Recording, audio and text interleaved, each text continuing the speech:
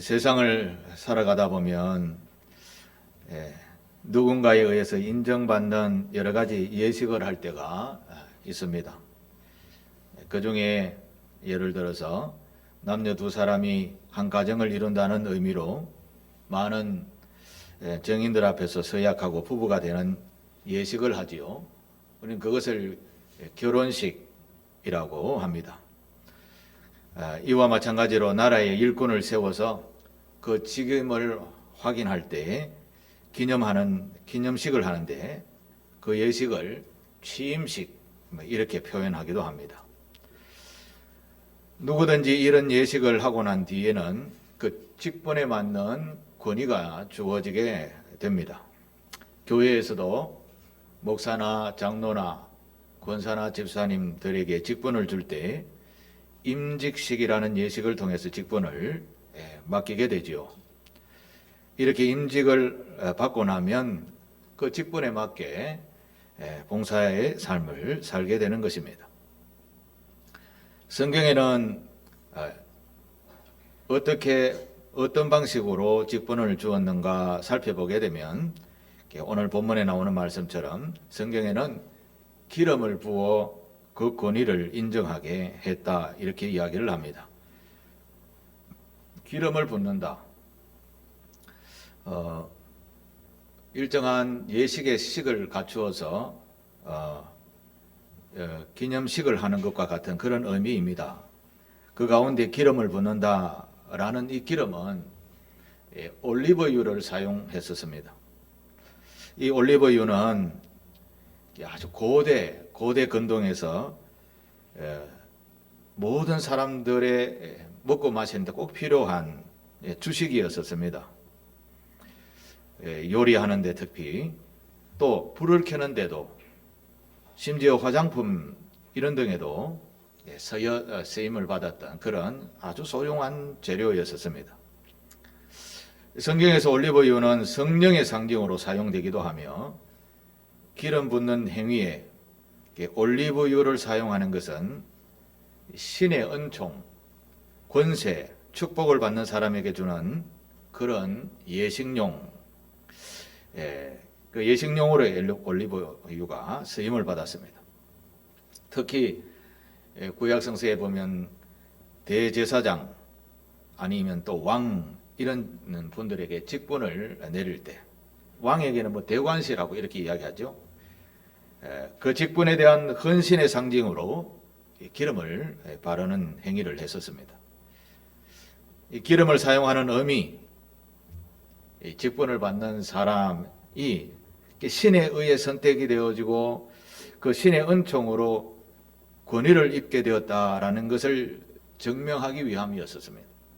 한마디로 말하면 성경에서 기름을 붓는 행위는 그 신의 권능의 은혜를 상징적으로 표현하는 것이라고 이렇게 이야기할 수 있겠습니다.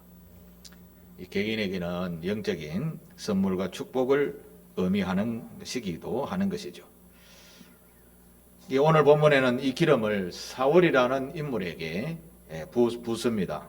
사무엘 선지자가 사울에게 기름을 부어 하나님으로부터 택함을 입은 이스라엘의 초대 왕이라는 그런 의미로 기름을 부었습니다. 이전까지는 사울이라는 인물은 그저 우리 보통 사람들처럼 다 동일한 그런 삶을 살았던 범인 중에 한 사람이었습니다만 기름을 부으심을 받음으로 이제부터 나라를 이끄는 대표가 된 것입니다. 저와 여러분들은 하나님의 백성입니다. 하나님의 백성인 것을 무엇으로 표현하며 시작을 했는지 혹시 아십니까? 그리스도인인 저와 여러분들은 믿음의 고백을 하면서 다 세례를 받았습니다. 세례를 받았다라는 말은 구약에서 기름 부으심을 받았다라는 같은 의미로 세례를 받았다라고 할 수 있는 겁니다. 우리는 세례를 받음으로 말미암아서 하나님의 백성이 되었다라고 이야기를 합니다. 이 세례는 우리의 모든 죄악된 모습을 다 씻고 이제 다시 태어남으로 하나님의 백성이 되었다라는 그런 의미가 담겨져 있지요. 이 세례를 받음으로 이제부터는 하나님의 백성, 하나님의 자녀, 하나님의 보호하심을 받습니다. 하나님의 인도하심을 받죠. 또 상대적으로는 하나님에 대한 책임과 의무를 또 지게 되는 것입니다. 세례를 받는다라는 말은 구약에 기름을 부어 직분을 받는다라는 것과 같은 의미다라는 말씀입니다. 하나님의 자녀로서 하나님의 뜻을 준행하는 거룩한 사명을 가진 자가 저와 여러분이라는 말씀이죠. 하나님께서는 이런 자녀가 된 사람은 성경을 쭉 읽어보게 되면 하나님은 끝까지 붙들고 계십니다. 때로는요, 깊은 수렁과 같은 고난에 처하기도 합니다. 깨달으라고.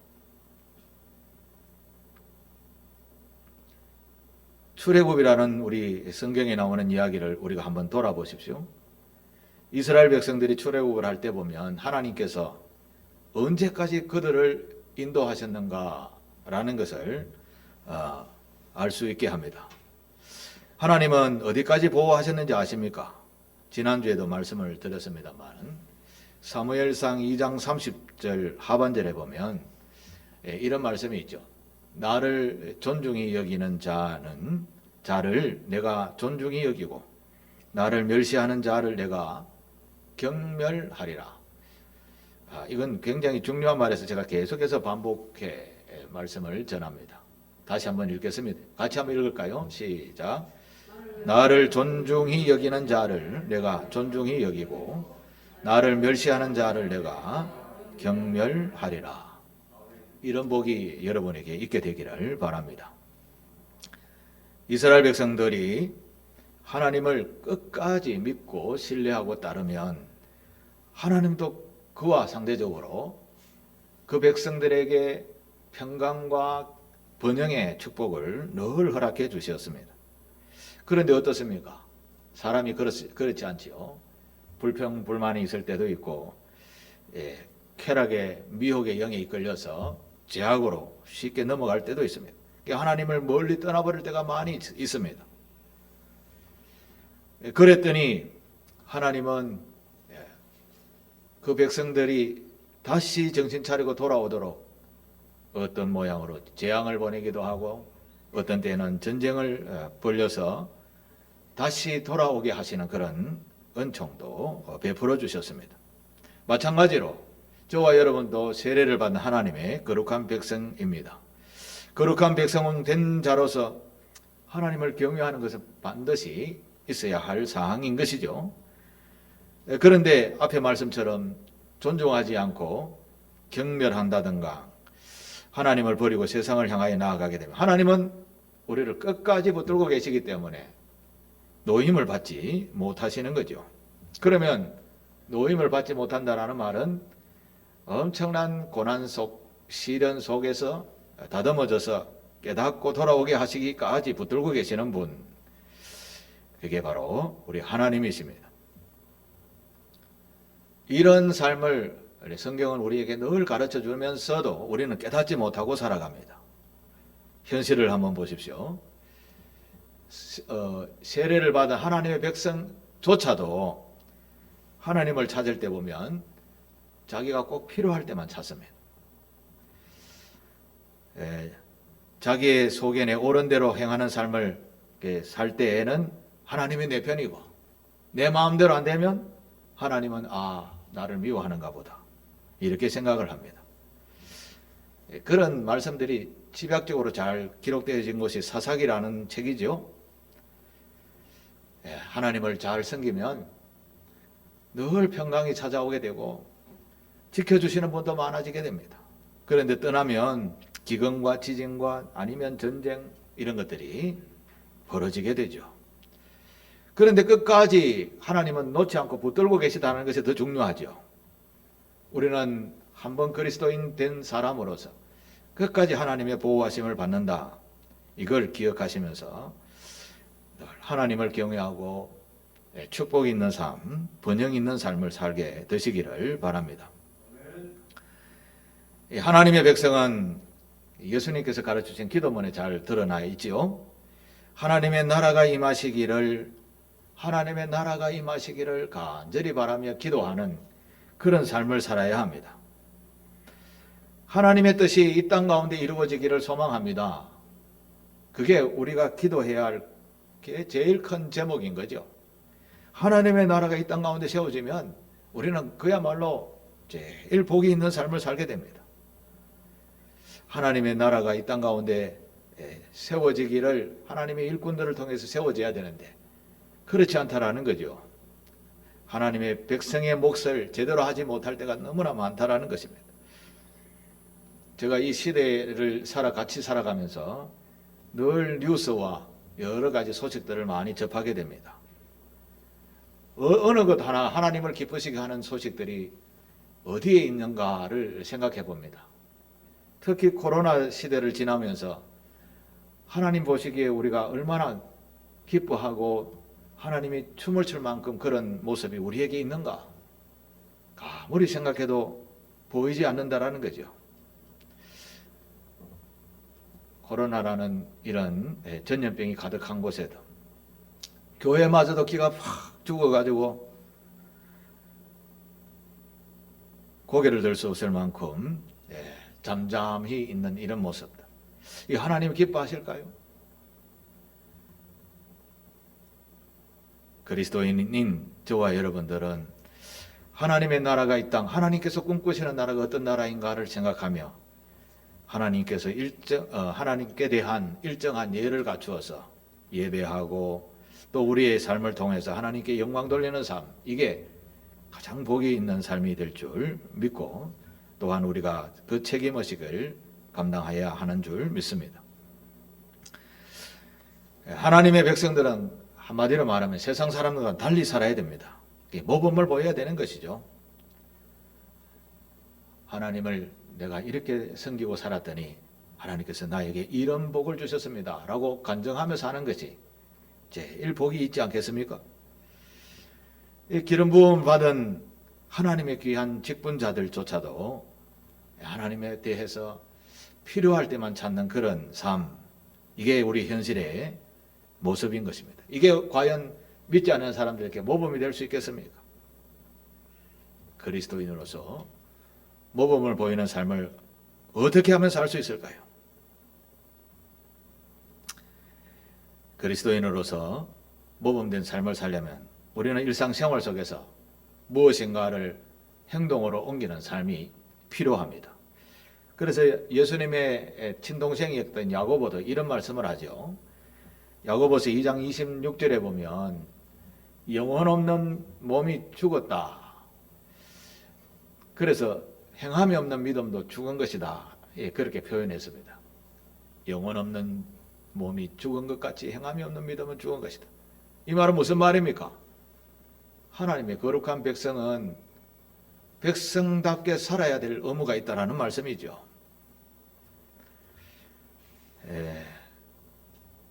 이 말씀은 예수님 당시에 믿음과 신앙인들에게 행한 그런 말씀인 것이죠. 오늘도 물론 마찬가지지만 예수님 당시에도 신앙인들이 이런 믿음 생활을 한다 하면서 말만 하고 행동으로 옮기지 아니하는 그런 신앙생활을 많이 했다라는 것이죠. 우리와 다른 것이 없지요. 예수님께서도 어느 날 이런 말씀을 하신 때가 있었습니다.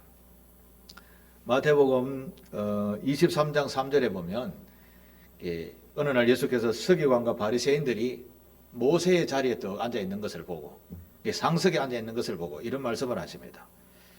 그러므로 무엇이든지 그들이 말하는 말은 행하라.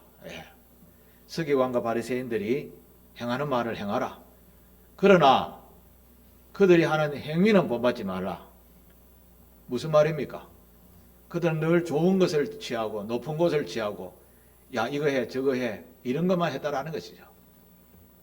예수님께서 하시는 말. 그들은 말만 하고 행하지 않았다.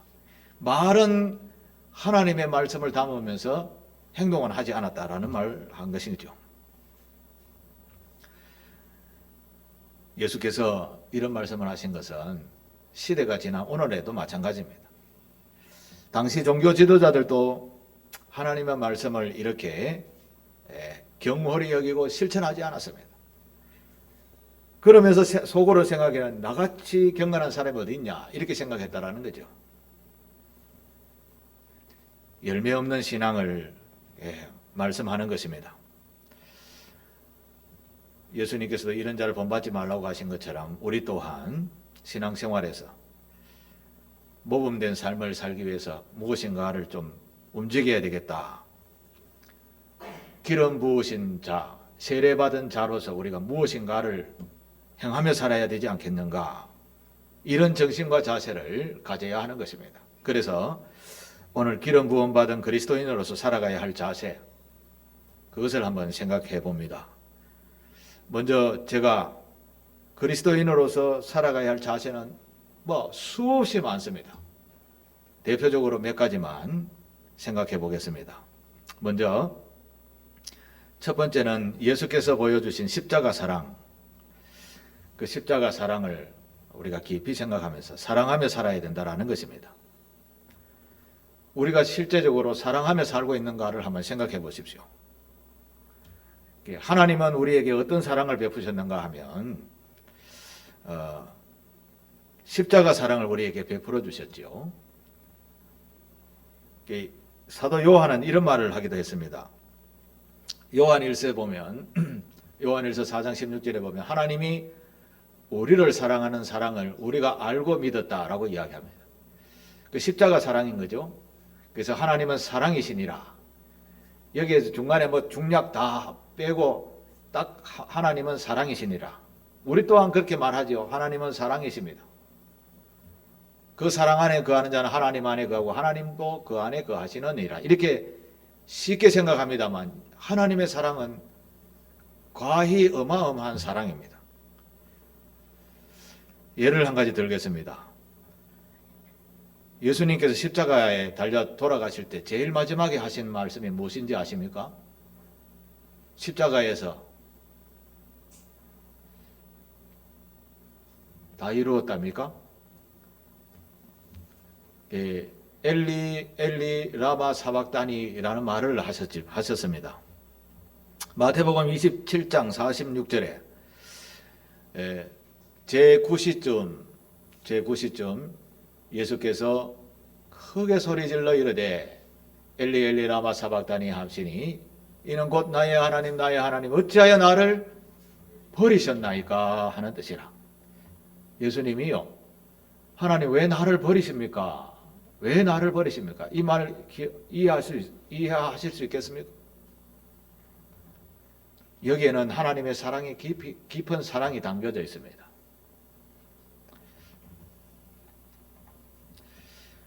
여러분, 자기 자식이 자기 눈앞에서 죽어가는 모습을 보는 부모의 마음을 이해할 수 있겠습니까?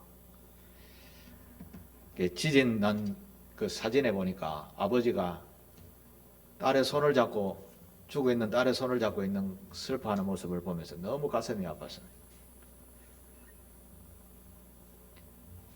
고통 중에 죽어가는 자식을 보는 부모의 마음은 이게 상상할 수 없는 마음이라고 할 수 있겠죠.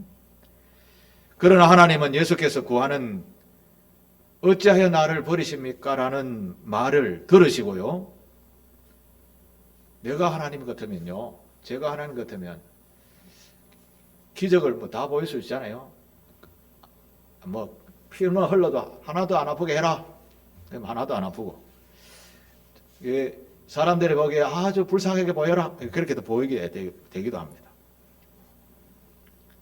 금방 내려와서 못자국도 금방 회복이 되어지고, 영화처럼 앞에서 막 조롱하는 사람들도 입을 다 막아버릴 수 있는 그런 기적과 능력을 가지신 분이 바로 하나님이십니다. 그런데 하나님은 예수님의 이 마지막에 절규하는 모습을 외면하셨습니다. 왜 외면하셨을까요? 너무나 아픈 마음을 가지고 있으면서도 왜 모른 척 하셨을까요? 자기 독생자를 버리십니다. 그 이유가 있습니다.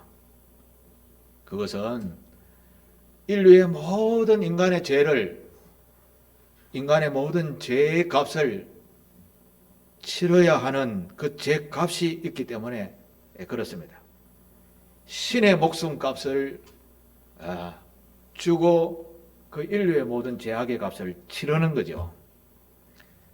즉 다시 말해서 신의 아들의 목숨값을, 얼마나 큰 죄악이 있었으면 그 죄값을, 인류의 죄값을, 신의 아들의 목숨값을 주고 치루었을까요? 하나님은 우리를 사랑하셔서 자기의 아들의 목숨값을 대신 내어주시고 우리를 자녀 삼아 주셨습니다. 우리를 살리기 위해서 모진 고통을 참아내신 것이죠. 그걸 우리는 하나님의 사랑이라고 하는 겁니다. 우리가 하나님의 사랑 이야기하면 그저 그냥 즐거운 마음으로 생각하지만 하나님의 사랑의 뒤에는 엄청난 희생이 담겨져 있는 겁니다. 그 그리스도인은 어디로 가나 이런 자기의 희생에 담긴 사랑이 필요한 겁니다. 사랑이.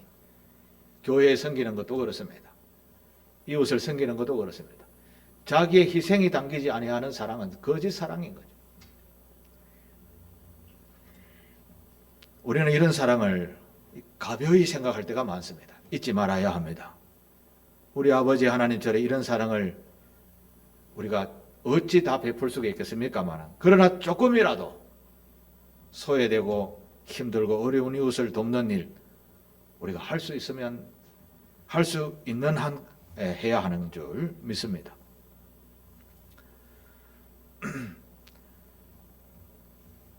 요즘은 연로하신 어버이들이 요양병원에 참 많이 계십니다. 제가 어머니가 돌아가실 때 이제 육신으로서는 더 이상 회복이 되지 않고 고통만 자꾸 가중이 되니까 어머니 눈을 보면서 제가 기도를 해도 되겠냐고 물었습니다. 어머니 빨리 하나님께서 천국에 좀 모시고 가라고 내가 기도해도 되겠냐고 끄떡끄떡 하시더라고. 얼마나 고통스러웠으면, 제가 자주는 못 가도 가끔 가면 끙끙 앓고 계셨어요.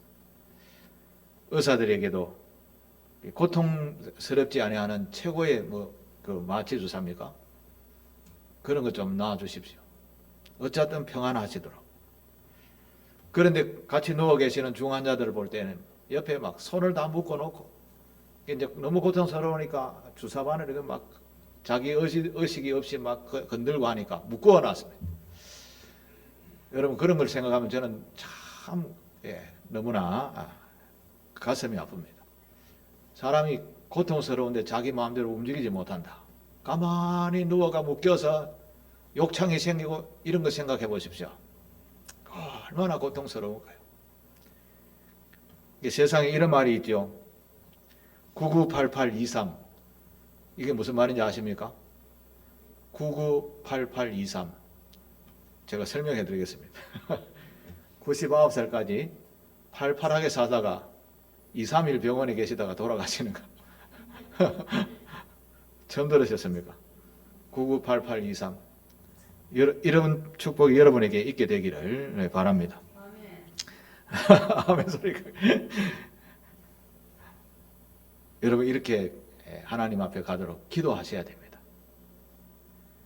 최고의 복이 뭔 줄 아십니까? 그야말로 성전에 엎드려 기도하다가 돌아가시는 겁니다. 여러분, 병석에 치료하지 못하는 질병을 가지고 계속해서 병석에 누워서 고통을 당해야 되겠습니까? 우리의 모두에게 당해지는 미래입니다. 기도하시게 되기를 바랍니다. 제가 아는 목사님들도 보면 요양병원에서 봉사하시는 분들이 종종 있습니다. 정말 인격적으로 보살피려고 노력한다라는 그런 말씀을 들을 때 참 위로가 되기도 했었습니다. 물론 우리 주위에도 그런 곳이 많이 있을 것이라 생각을 합니다.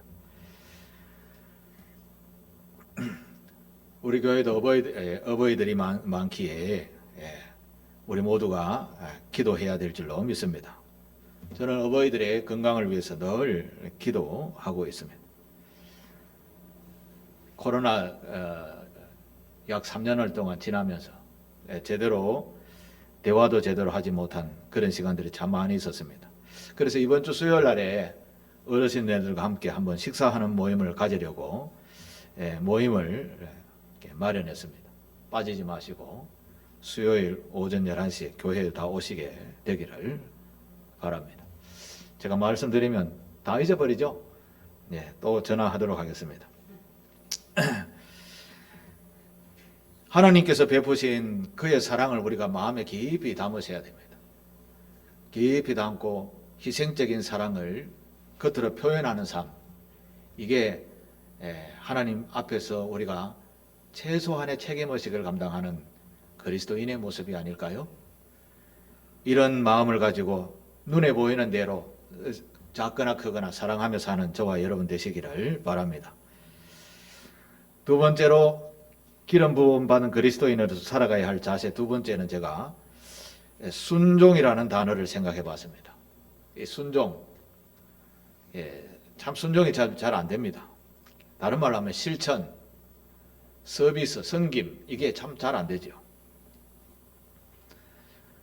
예수님께서 어느 날 시장하셔서 아침에 나왔는데 무화과 나무에 무화과가 달렸나 이렇게 보니까 무화과가 열매를 맺어야 할 때 열매를 맺지 않고 있는 것을 보고 저주를 하고 말라 비틀어지게 해버렸었습니다.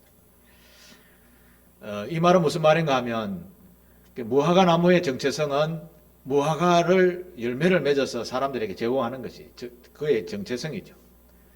예를 들어서 사과나무는 사과나무의 역할은 사과를 달아서 그 짓는 농부에게 제공하는 것이 그의 의무입니다. 저희 장인어른이 사과 농사를 많이 지었기 때문에 잘 알고 있습니다. 많이 달고 있다가 세월이 가면 점점 수확이 줄어드니까 과감하게 베어내어 버리시더라고. 열매 없는 신앙인들은 마찬가지 아니겠습니까? 그래서 우리 그리스도인들은 그리스도인 자체의 믿음과 신앙을 가지고 주의 말씀에 순종하며 살아야 하는 겁니다. 1년 내내 예배 한 번 안 빠지고 잘 다니는 그런 신실한 성도라 하더라도요, 하나님의 말씀을 순종하지 않으면 그건 헛된 예배자가 되는 겁니다. 순종을 어떻게 해야 되나가 금방 생각나지 아니할 수 있습니다만은 순종은 별거 아닙니다. 주보에 매일마다 하루에 석 장씩 성경을 읽으십시오 라고 하면 그냥 읽으면 됩니다. 좀 뭐라가 읽어야지.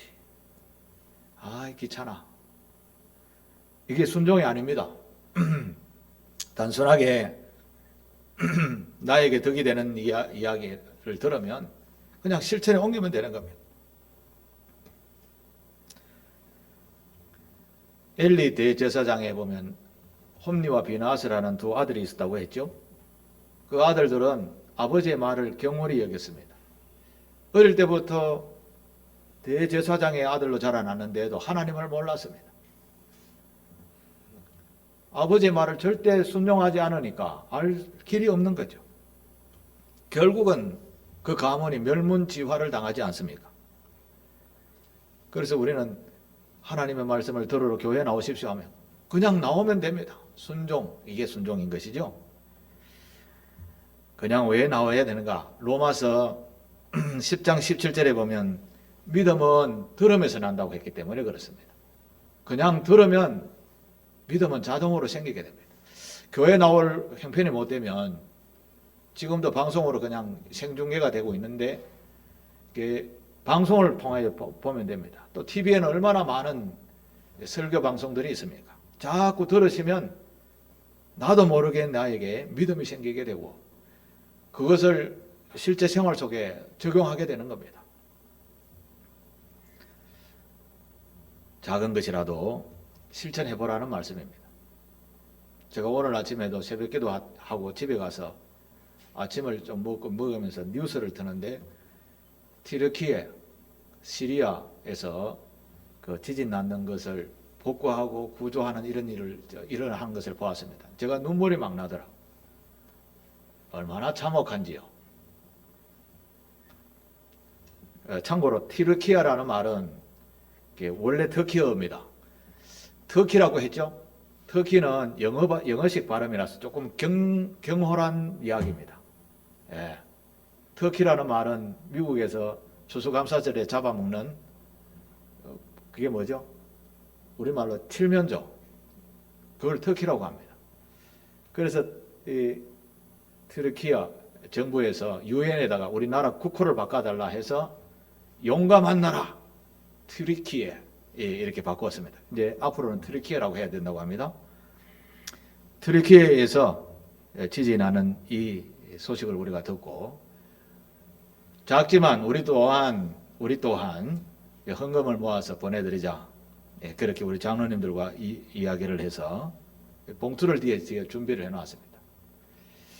우리 지난번에 우크라이나 전쟁 때도 헌금을 해서 대사관에 보냈던 것처럼 이번에도 뭐 세상으로 보면 우리가 뭐 얼마나 많겠습니까? 작지만 하나님 보시기에 순종하는 믿음, 하나님 보시기에 기뻐하는 삶, 우리의 순종의 모습인 줄 믿습니다. 마음에 동하는 대로 헌금을 넣어서 헌금하면 저희들이 구별해서 튀르키예 대사관으로 보내도록 하겠습니다. 이제 마지막으로 기름 부음 받은 그리스도인으로서 살아가야 할 덕목 여러 가지가 있지만 마지막에 그리스도인의 성품을 겸손한 성품을 가져야 된다. 겸손한 성품을 가지는 저와 여러분 되시기를 바랍니다. 이 성품은 잘 안 바뀌죠. 하나님을 만난 저도 잘 안 바뀝니다. 본성은 잘 안 바뀝니다. 그리스도인의 특징이라고 하면 이전의 삶과 그리스도를 만난 이후의 삶이 다르다라는 것을 보고 그리스도인이라고 하는 거죠. 옛날에는 엉망으로 살았는데 지금은 아주 거룩하게 사는 모습을 보고 저 예수 믿는 사람이다. 좀 속된 말로 예수쟁이다. 그리스도인이다. 이렇게 이야기를 하는 것이죠. 그런데 우리는 예수님을 믿고 있으면서도 일상생활 속에서는 어떻게 행동하는가를 한번 되돌아보십시오. 여전히 내 고집대로 안 되면 고마야 하며 고함 지르기도 하지 않습니까? 그러나 예수가 내 안에 들어와 있으면 어떻게 되는 줄 아십니까? 예수가 내 안에 들어와 있으면요, 욕을 하고 싶은 마음이 확 올라오다가도 입에 욕이 막 탁 나오다가도 입에 누가 탁 지킵니다.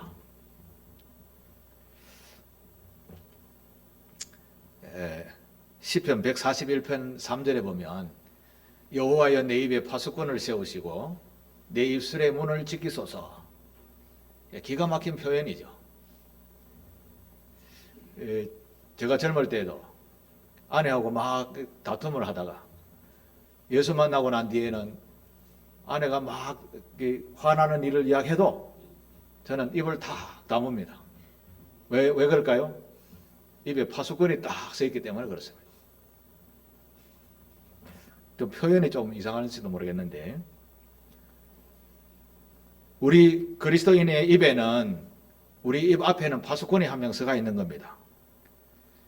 그 파수꾼이 십자가를 딱 들고 서 있으니까 욕하고 싶어도 할랑말랑 하다가 그만두는 거죠. 이 시편을 기록한 시편 저자도 얼마나 우리의 인생과 같았으면 이렇게 기도했을까요? 내 입에 파수꾼을 좀 세워달라. 사실 우리 말만 해갖고 이익 본 적 별로 없죠? 예. 믿음이 있는 사람은 이렇게 바뀌는 겁니다.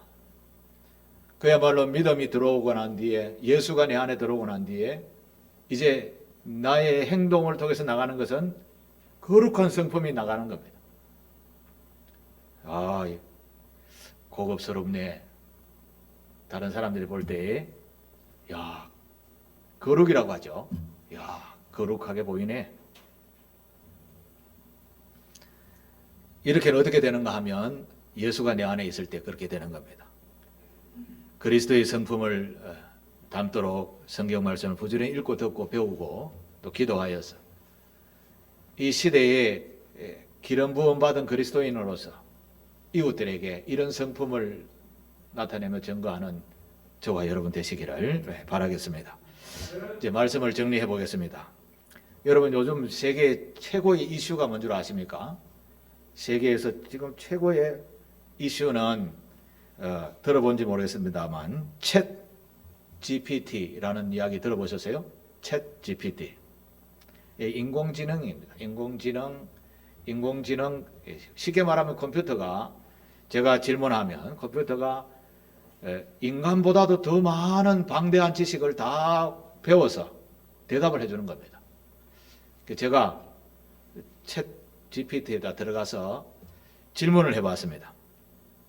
무슨 질문을 해봤는가 하면 기름 부으심을 받은 그리스도인으로서 어떻게 살아야 할까요? 이렇게 엔터를 딱 쳤으니까 답이 쫙 나오는데 이렇게 나왔습니다.